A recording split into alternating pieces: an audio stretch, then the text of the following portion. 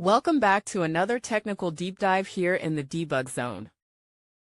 Today we're tackling a big question and breaking it down with insights from other users. Hopefully this clears up some misconceptions and helps you get the answer you need. So buckle up, stay a little curious, and let's jump right in.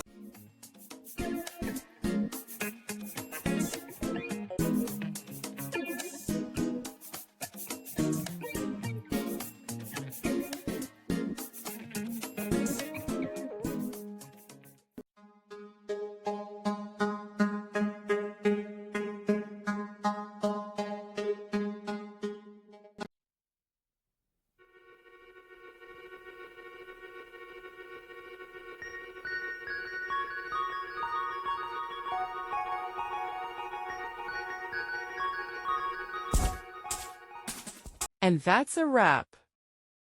I hope you found the answer you were looking for. If you did, take a second to hit that subscribe button. It really helps out. And let me know in the comments which solution worked best for you. See you next time in the debug zone.